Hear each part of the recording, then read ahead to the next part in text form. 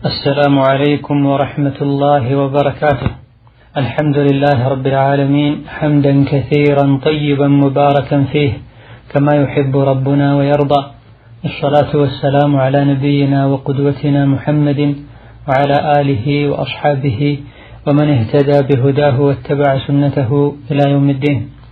اللهم لا علم لنا إلا ما علمتنا إنك أنت العليم الحكيم.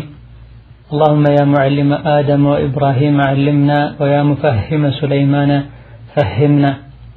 ثم أما بعد ክፍል ከተማሪዎች ለሚመጡ ጥያቄዎች መልስ የምንሰጥበት ፕሮግራማችን በጁሙዓ ቀን ከዐሱር በኋላ ዱዓ መቅቡል ይሆናል ተብሎ ይከጀላል እያሉ ሁሌ ጁሙዓ ቀን ኢማሞች ከዐሱር በኋላ በጀማዓ ዱዓ ያደርጋሉ። ይህ በሸሪዓ እንዴት ይታያል የሚል ጥያቄ ነው። ኢማም አልቡኻሪና ሙስሊም ከአቡ ሁረይራ ባስተላለፉት ሐዲስ ነብዩ ሰለላሁ ዐለይሂ ወሰለም ጁሙዓ ቀን ውስጥ አንዲት ወቅት አለች፣ በዛ ሰዓት ላይ ማንኛውም ሰው አላህን የጠየቀ እንደሆነ የጠየቀውን ያደርግለታል ብለዋል። ይህቺ ሰዓት ምን ወቅት ላይ ነው የምትገኘው የሚለውን በተመለከተ ፉቀሃኡል ኢስላም ሹራሑል አሐዲስ እጅግ በጣም በርካታ አስተያየቶችን ሰንዝረዋል።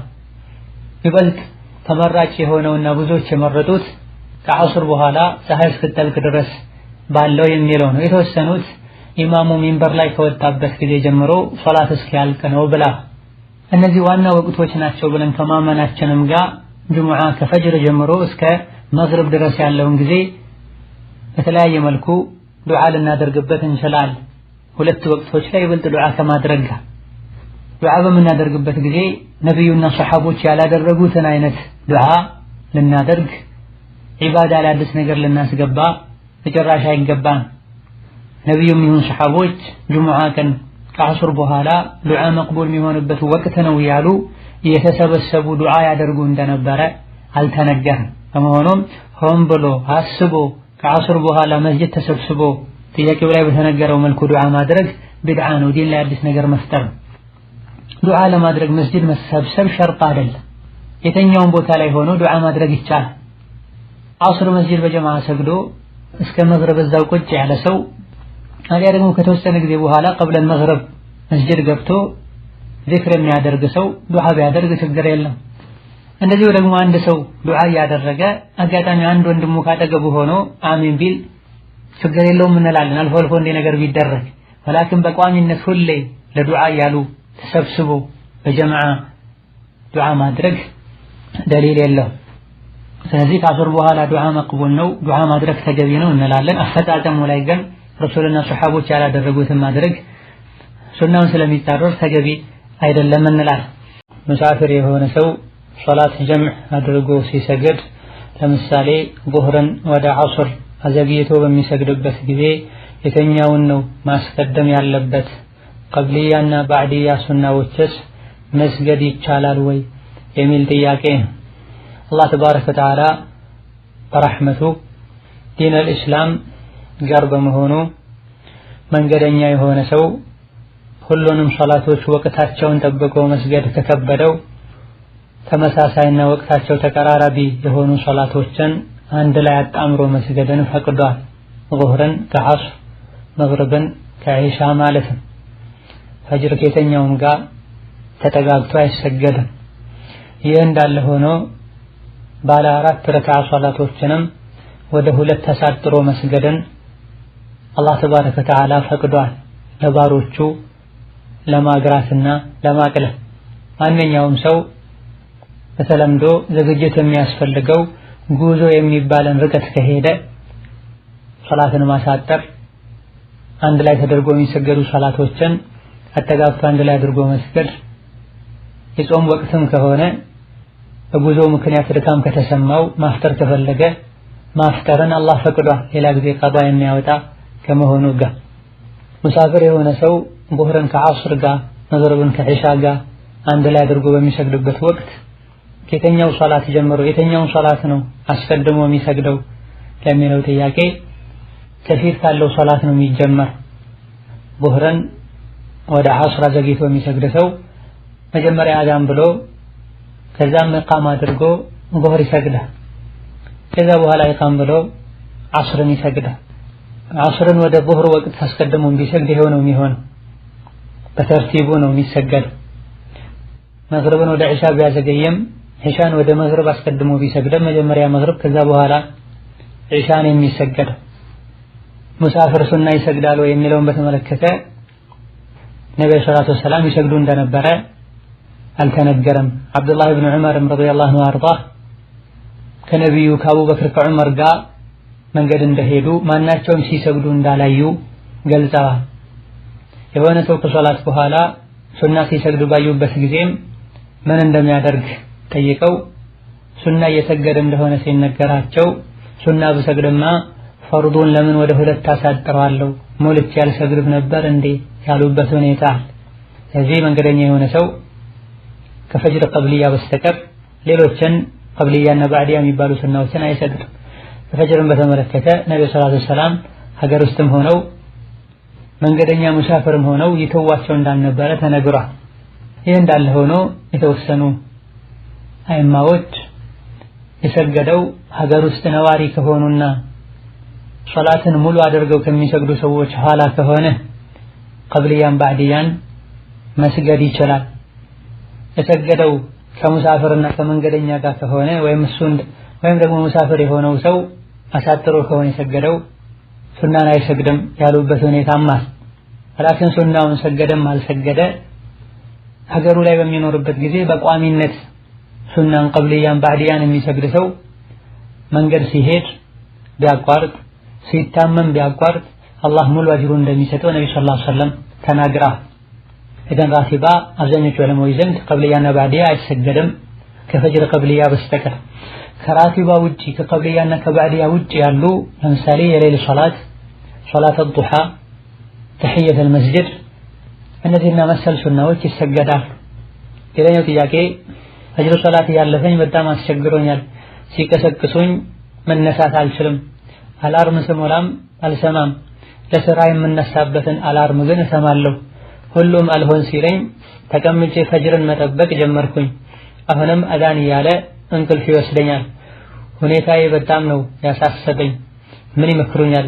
ቀዳውንስ ስሰግድ ቀብልያውን ከኋላ ነው ወይስ ከፊት የምሰግደው? ዱዓም አድርጉልኝ የሚል ጥያቄ ነው። እንዲህ አይነቱ ባህሪ በመሰረቱ የገፍላ ምልክት ነው። አኺራን የመዘንጋት ከአኺራ ይልቅ ለዱንያ የመጨነቅ የዲን ድክመት ምልክት ነው። የአንድ ሶላት ወቅቱ እስኪያልፍ ድረስ ሆን ብሎ መተኛት ኩፍር ደረጃ ሊደርስ የሚችል ከባድ ወንጀል። ሶላትን ለማሳለፍ ሰበብ የሚሆን ነገር በሙሉ መተው ግዴታ ይሆንብናል። ሶላትን በአግባቡና በስርዓቱ በጀማዓ ለመስገድ የሚያስፈልጉ ነገሮችን ሁሉ ማሟላትና ማድረግ የእያንዳንዱ ሙስሊም ግዴታ።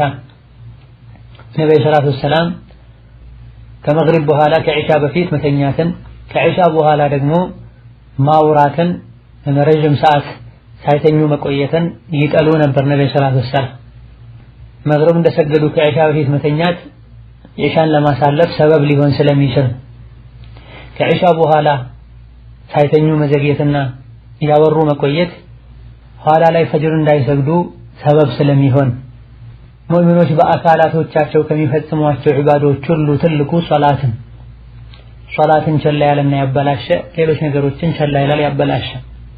በመሆኑም ለሶላቶች ሁሉ ምርጥ ለሆነው ለፈጅር ሶላት በጊዜ ለመነሳት ከፈጅርም በፊት ለዊትር ለመነሳት ቀደም ብሎ መተኛት አስፈላጊ። ይህ ያልሆነ እንደሆነ እስኪ ነጋ ዝም ብሎ የሚተኛ ሰው ላይ ሸይጣን ፊቱ ላይ እንደሚሸናበት ነብይ ተናግራ። የሰው ልጅ ሲተኛ ሸይጣን ማጅራቱ ላይ ሆኖ 3 ጊዜ የደጋገመ ተኛ ገና ነው እንደሚለው ነብይ ሰለላሁ ዐለይሂ ወሰለም ተናግራ። ልክ እንቅልፋችን ስንነቃ አላህን ስናስታውስ ውዱእ ስናደርግ ሶላት ስንሰግድ ይህ የሸይጣን ገመድ የሸይጣን ካባ ከላያችን ላይ መነሳት ይችላል። ስንተኛም በዝክርና በአደብ ለመተኛታችን የኋላ መነሳታችን ላይ የሚያሳድረው ተጽዕኖ አለ። የሰው ልጅ ገና ወደ መኝታው ሲሄድ ሸይጣንና መላኢካ ወደሱ ይሽቀዳደማሉ። በዝክር ከሆነ የተኛው መላኢካ እየጠበቀው ያድራል። ያለ ዝክር ከሆነ የተኛው ኢብሊስ ሸይጣን ይጫወትበታል። ሌሊት ላይ ሐራም እያዩ ሐራም እየሰሙ ማምሸት፣ ቀንን በወንጀል ማሳለፍ ሶላታችን ላይ ግዴለሽ እንድንሆን እንድንሰንፍ እንዲከብደን ትልቅ መነሻ ነው። እንዲህ አይነት ችግር ውስጥ የገባ ሰው ፈጥኖ ተውበት ሊያደርግ አህዋሉን ሊቀይር ይገባዋል። ኢነላህ ላ ዩገይሩ ማ ቢቀውሚን ሐታ ዩገይሩ ማ ቢአንፉሲሂም ብለናል። ሰዎች ጋር ያለን ችግር አላህ አያስወግደውም፣ ሁኔታቸውን አይቀይረውም ቀድመው እነሱ ራሳቸውን እስካልቀየሩ ድረስ ብለናል።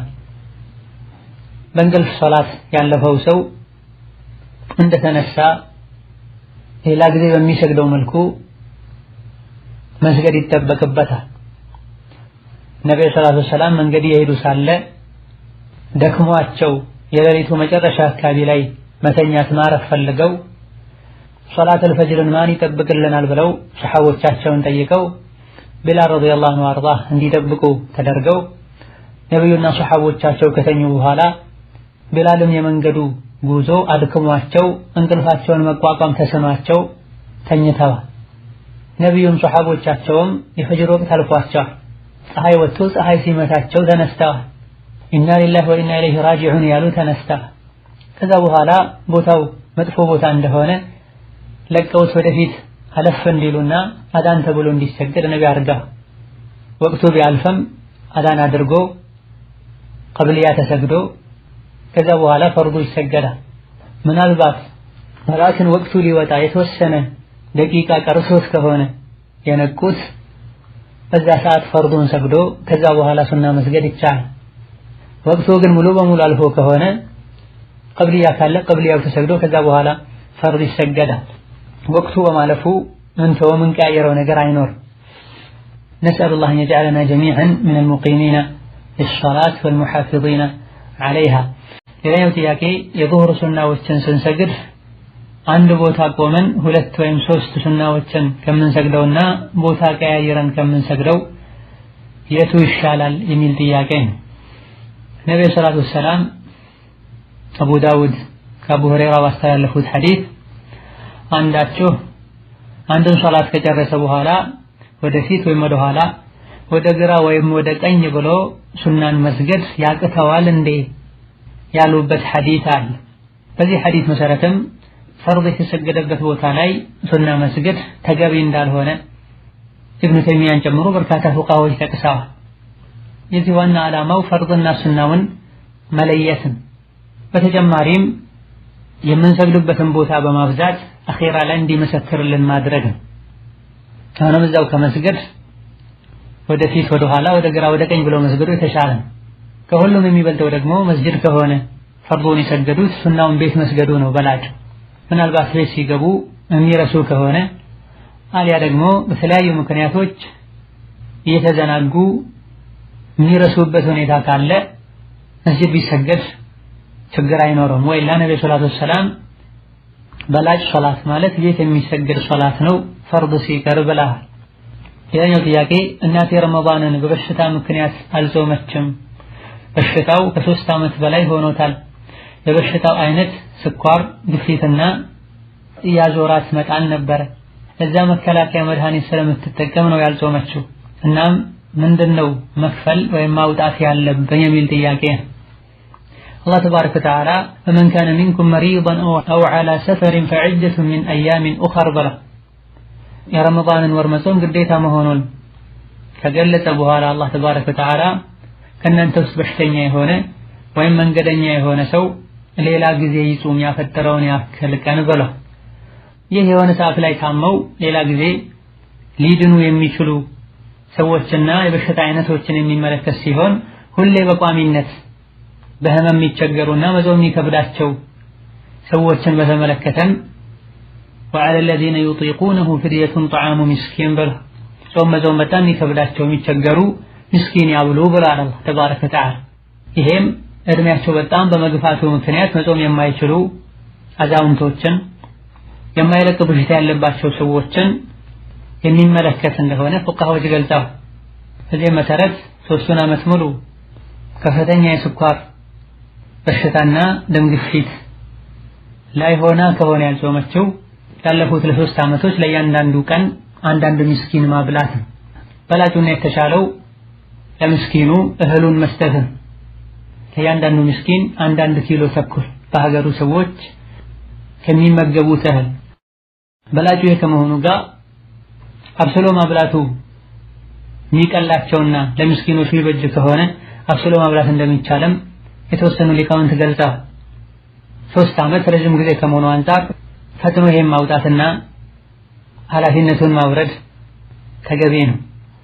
በመቀጠልም መድኃኒቱ ቆሞ ወይም በማታ መውሰድ የሚቻልበት ሁኔታ ተፈጥሮ ከጾመኞች ጋር በየቀኑ መጾም የምችልበት ሁኔታ ከሌለ ለእያንዳንዱ ቀን አንዳንድ ምስኪን መስጠት ነው። ለእያንዳንዱ ምስኪን በየቀኑ መስጠት ይቻላል። የ30ውን ቀን አዘግይቶ ኋላ ላይ መስጠትም ይቻላል። ሌላኛው ጥያቄ ወላጆቼ ለአንድ ቤተሰብ ለሆነ የቲም ልጅ ዘካተል ፍጥርን ተቀብለው አስቀምጠውለት ነበረ። ልጁም አዲስ አበባ ይኖር ነበረ። በጊዜው ልጁን ማግኘት ስላልቻሉ እህሉን በብር ቀይረውት ለብዙ ዓመታትም እናቴ ከአባቴ እንደ ብድር ብላ ወስዳ አጠፋችው። ገንዘቡም ሳይደርሰው ልጁ ወደ አኺራ ሄደ። ገንዘቡን ልከፍል ፈልጌ ነበረ። የልጁ አያት ችግር ላይ ናትና በሱ ስም ለሷ መስጠት እችላለሁ ወይ የሚል ጥያቄ። አላህ ተባረከ ወተዓላ በተከበረው ቃሉ ኢነላሃ የእሙሩኩም አን ቱአዱል አማናት ኢላ አህሊሃ ብላ አማና አደራን ከተቀበለን ከቦታው ማድረስ ግዴታ ነው። ዘካ የሚገባው ግለሰብ ከኛ ቅርብ ሳይሆን በትክክል መች መጥቶ ሊረከበን እንደሚችል ሳናቅ ተቀበሉልኝ ብሎ ሳይወክለን ዝም ብለን ዘካ ተቀበለን ልናስቀምጥ አይገባም። ዘካ የሚሰጡ ግለሰቦችም እኔ ጋር የተቸገረ ሰው አለ ስጠኝ አደርሰልሃለሁ ላለ ሰው ሁሉ አምነው ሊሰጡ አይገባቸውም። ሊያጣሩ ሊያረጋግጡ ይገባቸዋል። ግለሰቡ እገሌ ጋር አስቀምጥልኝ ብሎ እንዲወክላቸው ሊያደርጉ ይገባል። ማንኛውም ቦታ ላይ በመጣል ለማንኛውም ሰው በመስጠት የዘካን ኃላፊነት የተወጣን ሊመስለን አይገባም። ዘካ አርካን አልኢስላም ዘካተል ማል ከሆነ ዘካተል ፍጥርም ሲሆን ዋጅብና ፈርድ ግዴታ ነው። ጾማችን ላይ የተፈጠረውን ክፍተት የምናስተካክልበት የረሱልን ሱና ተግባራዊ የምናደርግበት ዒባዳ ነው። ሆኖም የቲሙ ድሃ ከሆነ ዘካ መቀበል ይፈቀድለት ከሆነና ተቀበሉልኝ አስቀምጡልኝ እናንተ ጋር ብሎ ከነበረ ሳይመጣ ቀርቶ ዘግይቶ እህሉ ይበላሻል ብለው በወከላቸው መሰረት ለሱ የተሻለውን እናደርጋለን ብለው ወደ ገንዘብ ካዞሩት እስኪመጣ ድረስ እስኪያገኙት ድረስ ብሩን ማስቀመጥ ግዴታቸው ነበር። ማበደር ማጥፋት አይፈቀድላቸው። እሱን አስፈቅደው እንጂ ይሄ ጥፋት ነው፣ ተውበት ማድረግ ያስፈልገዋል። ከዛ በኋላ ሐቁን ሳያገኝና ሳይቀበል ከሞተ ወራሾቹ አሉ፣ ለወራሾቹ ይሰጣል። ያለውን ነገር በግልጽ ነግሮ ለእናቱ ለወንድሞቹ ለአያቱ መስጠት ይቻላል ሐቃቸውን። ሌላኛው ጥያቄ ከባለቤቴ ጋር ተለያይቻለሁ፣ ልጆችም አሉኝ፣ ለልጆቹ ተቆራጭ ላድርግላቸው ሲል በራሴ ፈቃድ አልፈልግም አልኩኝ። ይህን ያልኩበት ምክንያት ገንዘቡን በሐራም ስለሚያመጣው ነው። አንዳንድ ሰዎች ገንዘቡን እየተቀበልሽ ለልጆቹ ባንክ አስቀምጪላቸው እያሉኝ ነው። ተቀብዬ ባንክ ባስቀምጥላቸው እንዴት ይታያል የሚል ጥያቄ ነው። በትክክል የሚሰራው ስራ ሐራም መሆኑ ከተረጋገጠ የሐራምን ገንዘብ ተቀበለሽ ልጆችሽን ልታባ አይገባ። ለወደፊትም ባንክ ልታስቀምጪ አይገባ።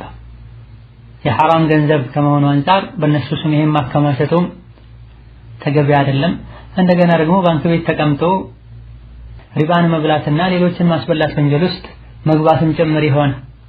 አባት ከስቡን ሐላል እንዲያደርግ ከስቡ ንጹህ ካልሆነና ሐላል ካልሆነ ልጆቹን በገንዘቡ የመንከባከብን እድል እንደማያገኝ የሐራም ገንዘብ ከሚበሉ ሰውነታቸው በሐራም ከሚደልብ እናት በአቅሟ እየተቸገሩ እንዲሆን ማኖሯ ለነሱ ለዲናቸውም ለዱንያቸውም የሚሻል መሆኑን መንገርና እሱንም መምከር እንጂ ሐራምነቱ የተረጋገጠን ገንዘብ ለልጆቹ ተቀብሎ በጊዜው ማብላትም ይሁን ማስቀመጥ አይቻልም። በተለይ እናት የራሷ የሆነ ማስተዳደሪያና ልጆቿን ማስተዳደር የምትችልበት አቅም ካላት በምንም መልኩ እሷ ማስተዳደር ባትችል ሌላ የሚረዳቸው ሰው ባይኖር ለችግር ለበሩራ ተብሎ ሊፈቀድ ይችላል። ለላኪን አማራጭ ካላቸው እናት ማሳደግ ከቻለች ልጆች ሐራም እንዲበሉ ማድረግ አይፈቀድም። ሌላኛው ጥያቄ የምኖረው ከቤተሰቦቼ ጋር ነው። ቤተሰቦቼ በተለያየ መልኩ ወለድ ይጠቀማሉ። እኔ ተማሪ ስለሆንኩኝ ከነሱ ጋር አብሬ እበላለሁ። ከነሱ መራቅ ስለማልችል ከነሱ ጋር መብላቴ አላህ ዘንድ ያስጠይቀኛልን የሚል ጥያቄ ነው። ሪባ መብላት ከከባድ ወንጀሎች መሃል አንዱ ነው። ከአላህ ጋር ከመልእክተኛው ጋር ጦርነት መዋጋትም። ስለዚህም አላህ ተባረከ ወተዓላ እናንተ አማኞች ሆይ አላህን ፍሩ፣ ሪባን ተው ብሏል። ሪባ የሚበላን ሰው ልንመክረው ልናስጠነቅቀው ይገባል። እምቢ ካለ ልንርቀው ልናገለው ይገባል። በወንጀሉ ተጠያቂ እንዳንሆን። የምንበላው ሐራም ከሆነ ሰውነታችን በሐራም ከሆነ የተገነባው ለዒባዳ አይታዘዝም፣ ቀልብ ይደርቃል። በመሆኑም እነሱን መምከር ማስመከር ተገቢ ነው። አልመለስም ካሉ ካልተወበቱና ካልተዉ የወለድን ሐራምነት እያወቅኩኝ እናንተ ወለድ ሰርታችሁ አምጥታችሁ የሰራችሁትን ምግብ መብላት አይፈቀድልኝም አልበላም ብሎ ማሳወቅን። በተለያየ መልኩ የዕለት ጉርሻን ማግኘት የሚቻልበት መንገድ ካለ ማመቻቸትና መሞከር፣ ካልሆነ ከወንድም ከእህት ከአጎት በመጠጋት እነሱ ላይ ተጽዕኖ ለማሳደር መሞከር። መጀመሪያ ላይ አላህን ፈርተው ባይተውና ከስባቸውን ባያጠሩ ልጃቸው አልበላም ስላላቸው ወይም ስላለቻቸው ሊገሰጹ ይችላል። ቤተሰቦች ስራቸው ሙሉ በሙሉ ሪባ ሆኖ ከነሱ ጋር መብላት ባለመቻሉም አቅምና ሁኔታ ያልተመቻቸለት ሰው ወመን የተቂላህ የጅዐል ለሁ መኽረጃ ብሏል። አላህን የፈራ ሰው መውጫን ያበጅለታል፣ ካላሰበው መንገድ ይረዝቀዋል ብሏልና ለአላህ ብሎ እንዲህ አይነቱን ነገር መተው። ሌላኛው ጥያቄ እኔ በቪዲዮ እየተቀረጽኩኝ ዩቲዩብ እና ፌስቡክ ላይ እለቅ ነበረ። አሁን ተውበት አድርጌ ተጸጽቻለሁኝ። የለቀኩትን ቪዲዮ ማንሳት ካልቻልኩኝ ምን ማድረግ ነው ያለብኝ? ከፋራት አለበት ወይ የሚል ጥያቄ ነው። ያለ በቂ ምክንያት ፎቶ መነሳት፣ ካሜራ እየቀረጹ መልቀቅ በዲኑ አይፈቀድም። ለሐጃና ለበሩራ የግድ ለሆኑ ነገሮች ብቻ ነው የሚፈቀደው። ይህን የምታደርገው ሴት ስትሆን ደግሞ ፊትናው መዘዙ እጥፍ ድርብ ይሆናል። ሴቶች ቤታቸው እንዲረጉ አላህ አዟል። ከወንድ እንዲርቁ ነቢያችን ሰለላሁ ዐለይሂ ወሰለም መክረዋል። ሴቶች ወዳሉበት አትግቡ ብላ አማኞች አይናቸውን ሰበር እንዲያደርጉ አዘዋል። በአላህና በመጨረሻው ቀን የምታምን ጌታዋ ፊት እንደምትቆም ጠንቅቃ የምታውቅ ሴት ፎቶና ቪዲዮ እየቀረጸች ሚዲያ ላይ አትለቅም። ዲኗ የአላህ ፈራቻውን ከባይ ከለከላት ሐያዋ ሊከለክላት ይገባል። ሆኖም ተሳስቶ ይሄን ያደረገ ሰው መተውበት ይጠበቅበታል። ያበላሸውን ማስተካከልም ይኖርበታል። በምትችለው ሁሉ ከዚህ ቀደም የለቀቀቻቸው ፎቶግራፍና ቪዲዮዎችን አፈላልጋ ማጥፋት አለባት። ይህን ካደረገች ያለፈውን ካስተካከለች በቀጣይም ዲኑ ላይ ቀጥ ካለች አላህ መሃሪ ነው። ወኢኒ ለገፋሩን ሊመን ታበ ወአመነ ወዐሚለ ሷሊሐን ثم اهتدى ብሏል አላህ ተባረከ ወተዓላ። ለተወበተ መልካም ስራን ለሰራ ቀጥ ላለ ምህረቴን ለግሳለሁ ብሏል። ሌላኛው ጥያቄ አንድ ሰው ቁርአን ሲያስቀራ ገንዘብ ያስከፈለ ማስቀራት እንዴት ይታያል የሚል ጥያቄ ነው። ይህ የፍቅህ ሊቃውንት ዘንድ ኺላፍ ያለበት ጉዳይ ነው። ጅምሁር ዑለማ ኢማም ሻፊዒን ጨምሮ በርካታ የዲን ሊቃውንት ዘንድ ቁርአን ያስከፈሉ ማስቀራት ችግር የለም። ቁርአንን ለማስቀራት ለማተሐፈዝ ጊዜውን ሰጥቶ ለፍቶ ደክሞ ያስተማረ ሰው እንዲህ አይነቱን ስራ ለማስኬድ የተቋቋሙ ድርጅቶች የሚከፈሉት በግለሰብ ደረጃ ተረዳተው አስተባብረው የሚከፈሉት አንድ ግለሰብ የሚከፈለው በአግባቡ እስካስተማረና የተማረው ሰው እስከተጠቀመ ድረስ ሊከፈለው ችግር የለም። ሆኖም የተወሰኑት አስቀድሞ በዋጋ ተደራድሮ ባይስማማ የተሻለ ነው ብላ ዝም ብሎ ያስቀራ፣ ከዛ በኋላ የተሰጠውን ይቀበል። እንደዚህ ከሰጣችሁኝ ነው ማስቀራው፣ እንደዚህ ካልሰጣችሁኝ አላስቀራም ሌላ አይገባውም ብላ። ወላኪን ብዙዎቹ የመረጡት በየትኛውም ሁኔታ ላይ ሁለቱ ከተስማሙ በትክክል ካስቀራ መቀበል ይችላል። ራጂሑም ይሄ በረሱል ሰለላሁ ዐለይሂ ወሰለም ዘመን ሰሐቦች መንገድ ላይ ሆነው ያረፉበት አካባቢ ሰዎች አለቃቸው ታሞ መድኃኒት ሩቃ አድርጎልን ሲሏቸው እንግድነታችንን አልቀበልም ብላቸዋል፣ አንቀራላችሁም የሆነ ነገር ካልሰጣችሁን በስተቀር ብለዋቸው መጨረሻ ላይ 30 በግ ወይም ፍየል እንደሚሰጧቸው ተስማምተው ቀርተዋል። ለነብይ ሲነገራቸው ድርጊታቸውን አጽድቀዋል። ይዘውት ከመጡት በግ ወይም ፍየልም ድርሻ እንዲኖራቸው ጠይቀዋል አለይሂ ሰላቱ ወሰላም። ይሄ በሩቃ ኻስ ነው ያሉ ዑለሞች ቢኖሩም ላኪን ራጂሑ ሩቃንም ቀጥታ ቁርአን ማስተማርንም ያካትታል። ሆኖም ከልክ በላይ ማጋነን፣ ማስወደድ፣ ቁርአንን መነገጃ ማድረግም መጨረሻ ያስከተል አይገባም።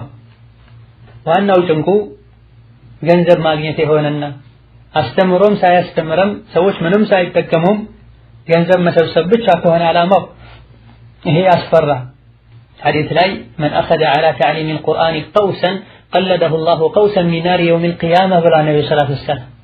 ይሄን ያለ አግባብ ቁርአን አስተምሮ አንዲትን ቀስት እንኳን የተቀበለ ሰው የቂያም ቀን አላህ ተባረከ ወተዓላ ከእሳት የሆነን ቀስት አንገቱ ላይ ትከሻው ላይ ያደርግለታል ብላ ነብዩ ሰለላሁ ዐለይሂ ወሰለም። በዚህ ሐዲስ መሰረት የተኛው መልኩ ቁርአን አስተምሮ ገንዘብ መቀበል እንደማይቻል ሐራም እንደሆነ የተናገሩ ዑለሞች አሉ። በዘመናችን ከነበሩ ዑለሞችም አልባን እንዲህ አይነት አቋም አላቸው። ወላኪን ራጂሑ ሁለቱ ከተስማሙና እስካስተማረ ድረስ ተምረው እስከተጠቀሙ ድረስ ይቻላል። ይሄኛው ሐዲስ ያለ አግባብ ቁርአንን መነገጃና የሰዎችን ሐቅ መዝረፊያ ያደረገ እንደሆነ ነው የሐዲስ የሚመለከተው ብላ። ሆኖም መራጭና የተሻለው ለአላህ ብቻ ብሎ በነፃ ማስቀራቱን በተለይ ሌላ መተዳደሪያና የገቢ ምንጭ ያለው ሰው ሲሆን ምንም የገቢ ምንጭ ከሌለው ትልቁ ዓላማውም ቁርአንን ማሰራጨት ከሆነ ጊዜውን በሙሉ ወይም አብዛኛውን ለቁርአን በመስጠቱ ምክንያት ለመተዳደሪያ የሚሆን ነገር የሚያገኝበት መንገድ የሌለው ሰው በመጠኑ ቢያስከፍል ችግር የለም። هذا والله تعالى أعلم. ዛሬ በዚህ እናበቃለን። የተቀሩትን ሌላ ጊዜ እንመለሳለን። ወሰላሙ አለይኩም ወራህመቱላሂ ወበረካቱ።